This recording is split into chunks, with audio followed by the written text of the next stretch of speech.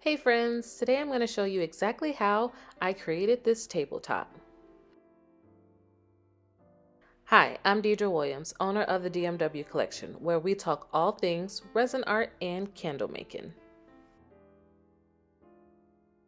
Okay, so the first thing I did was I started out by mixing my resin. So I exclusively use Be Resin. It's just super easy, especially if you're a beginner. It's part A, part B. I explained in a different video that I'll link above, the volume versus weight. So I just use my measuring cup. I think I probably did, let me think. I think I probably did like 8 ounces. So 4 ounces part A, 4 ounces part B. And then I just mixed it for about 3 to 5 minutes. And now I'm just separating it into these black cups. So the cup colors are going to be super important for this technique. So the first thing I'm doing is I decided on 4 different colors, 4 different base colors. It's going to be like a black, then a brown, and then it's like a lighter brown. And I also have a little cup of white. And so I put a lot of different blacks in here to kind of give me the look that I was going for. I wanted a darker black, and so I'm just trying to, my hand's in the way, but I'm just trying to show you guys the look that I created with this first color. So it's just black. It's just a really deep, rich black. And then the second color, I'll show you guys also the packages that you want to look out for when you're getting mica powders, especially if you're just trying to redo this exact same look. So this mica powder is going to be the metallic from Tecaroos. I will link that in the description below. So a lot of my mica powders are going to come from this package, and I always order, for the most part, all of my colors and things like that either come from Michaels or Amazon, but this one came from Amazon. This color specifically comes in a pack of like 24 or something. It's only like $11. So it's a really, really good deal. So I'll link that for the description for you guys below. So I am just trying to mix this color to see if I like it, and I did. And then the very last color that you'll see that I'm gonna mix is going to be like, I don't know, an off yellowish color. I really didn't like that one, so you're gonna see here me using a lot of different colors to kind of change it. I knew I wanted to go with this like brownish undertone, and so I wanted to do like as close to shades of brown, like a orangish brownish color as possible. And so I am just mixing my base colors. Yes, so this one is also from Tecaroos. I'll link it down below, the name of it. But I didn't love how this one came out. So I'll stir this one, add some more stuff to it. But while I'm doing that, let me just tell you guys more about this one. And so I'm adding more stuff to it now. That is actually a pigment from Be Resin. She has a kit that's like 20 or so dollars. It has like 25 colors in it. The reason I love her kit is that it has the twist tops. So whenever you're using mica powders, they just get all over the place. Like when you open them up, they blow around, whatever. And it's so hard to like close the little zip ones, I guess you would call it. But hers has the twist top, so you can just put the top back on until you're done with your project, then you can twist it. That way nothing's getting, like resin and all the random stuff you're working with isn't getting into the mica powders, or your mica powder isn't falling over and spilling out, because granted they're not very expensive. You also don't want to waste product. So what I'm doing right now, this is my white down there. So I am just doing 2 things. I always reserve a little bit of clear just in case I run out of one color and I want to do more of a different color, or I decide at the very last minute that I want to add another color. I just leave a little bit of clear, and my white's also down there. So as you can see, I'm really not in love with the color that came out to the right. So I added a paint from Michaels. It's just one of the, it's like 79 cents or something like that at Michaels. And I'm also trying to add white. This liquid text I've had for a very long time, so as you can tell, it is not coming out. So I'm just gonna add like white paint. This is the Artist Flow, also from Michaels. Again, I only use stuff from Amazon, Michaels, and then I get my resin supplies from Be Resin. So you can get all those things. I'll link them. I'll link them. I'll link them. If I don't, put it in the comments and remind me.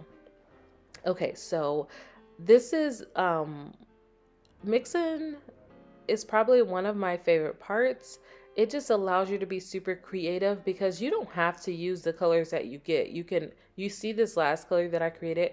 I mixed like 3 or 4 different colors from different brands to create the color that I was actually going for. And so I encourage you guys to do the same thing. Like, don't just use the pigments that you have, mix them together. There's no rules to this. And the more you start to mix and play with colors, the more unique your projects will be. So anyways, yeah, so that's all that I have to say about mixing colors. The reason I'm telling you this part is because this is just going to be your base colors. You're not actually going to pour these colors on the board. So what we're going to do next, after I finally finish mixing these colors, is we're going to pour these colors into different cups. So you want to make sure you have 2 different color cups if you can, and then that way it's not very confusing. So now I'm going to grab my purple cups. Now these are going to be the cups that I actually use to pour the colors on the table. So the only tip that I'm really giving you guys for this, do not mix. No matter what, do not mix. All we're doing is pouring. So that's my little cup of white. So I wanted each of the bases to be kind of different because you want these cups to be as different as possible, so you get a mirage of different, colors and designs and things like that. And so you just want to pour all of your black cups into your purple cups as random as possible. There's no rhyme or reason. I poured one color here, a little bit more there. The only goal I had in mind is to, one, make sure all the bases were different. So as you can tell, I used each color as a base to one cup. And then 2, I tried not to synchronize it. So I tried to, sometimes I'll put black in this cup and then skip one and do black in a different one. Okay. Well, not right there. But long story short is that you just want to use all the resin that you pour. That's for starters. And pour your colors in no kind of pattern or order. You just want to pour. And if you like the only thing that I had in mind when doing this is that I did want a cup that was whiter and I did want a cup that was darker. So, but besides that, everything else was just like, okay, kind of whatever, whenever. But you can see that second cup was a little bit whiter, and I will add white to this cup all the way to the right. I'll let you know that was probably, one of the biggest mistakes that I made. I should not have done that just because it made a huge white spot in my piece that I'll show you guys later while I'm pouring that I didn't care for. But nonetheless, I think the piece overall came out absolutely stunning. But me being a creator, I see the imperfections in my ways, in my pours. And that's something that I will do this again. And I just won't use the white in multiple cups. Like, I'll just use the white in one cup because in that one cup, it didn't overshadow much. It was actually really pretty. But when I tried to do too much with that white, that's when things got out of hand. So anyways, now I am just using all the colors. I took a little step back to see, okay, how do these look? You can look down in them a little bit to see the effects that you're getting. These things are so neat, so cool. Even if you don't have a table, even if you want to make like coasters or trays or whatever you want to do, I highly recommend you guys try this technique because it's really fun. This is like the one time you really get to like play with resin. And another plug I'll give you about resin is resin has working times. So what that means is you only have so long from the time you mix part A and part B together between the time when you pour it and when it starts to cure.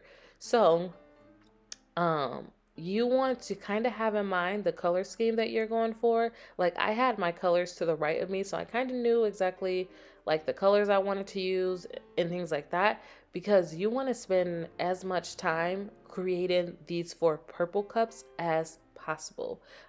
When you start to feel your cups heat up, you know that you're getting close to the end of your working time. Okay, so just be mindful of that you don't have all day with resin. It's one of those things where you have depending on what resin you use, you can have a really small window. Like some resins cure up in 15 minutes. The one that I use, it's usually 45 minutes to an hour. And this also depends on a lot of different variables too. And I'll make a video about resin working times and home temperatures and stuff like that for you guys. If you're interested, leave me a comment, let me know. Yeah, so really bad cameraing on my part, but I tried to show you guys the inside of the cups because they were stunning. Okay, let's get to it. So I am finally gonna lay my first bead down. I'm gonna call it a bead and just watch.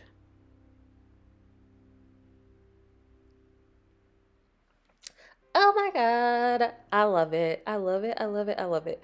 Okay, so you want to use all your cups, but don't use it all at once because you want this to be as random as possible. As you can see, I'm laying bigger beads right now because I just want to get these colors down. So, um, I want to kind of fill out the molds. I'm not really trying to push them right next to each other just yet. So keep in mind that resin is self-leveling. So all of this will level out. Don't be too concerned about it not touching right now. But as you see me pouring, what I have in mind right now is that, okay, I want each of these on the board very sporadically. I'm also leaving some at the bottom of my cup. Like I'm not just pouring the whole thing out on the first bead. So you see that I'm pouring a little bit here, a little bit there. I just want to make sure that the board is very random, but all the colors are throughout. So I didn't just pour this one cup to the right and then another one to the left. No, I just randomly poured it all over. And so what I'm doing now is I really loved how that bead came out. So I kind of tried to just do a tiny little string um, so that it would show up in different parts of the board because I really like that bead color. So now what I'm doing is now that I've used all 4 of my cups, I believe I've used all 4 of my cups now. I went ahead, this is the mistake that I made right there. I put a little bit more white because I was looking at the board and it looks very dull because of the lighting that I have, but I wanted more white in my project. I was like, oh, this all looks one tone. It all looks one color. This is just me getting inside my own head, right? I'm just like, this doesn't look very good. Like everything kind of looks the same, monotone, like really just oranges vibes. And I was like, okay, I need to brighten this up some way. I need to add more white. So I added more white, and in my personal opinion, looking back, I wouldn't have done it again. So anyways, now I am just using the rest. This is why you don't want to lay your colors on top of each other. You want to leave gaps so that you can come back, because every single time you sit the cup down, every single time you lift the cup backwards, it is creating a new design within the cup, right? So you don't want to lay it all out at once. You don't want to lay it all on top of each other. You just want to go ahead, put down your bigger beads so most of the board is covered. And then with these little gaps that you have left, this is how you can This is how you can really create some really cool effects and make sure that your board is super, super unique. The little hand is my little helper. He's always in there trying to give me tips and advice and let me know because I am very short, so I can't see.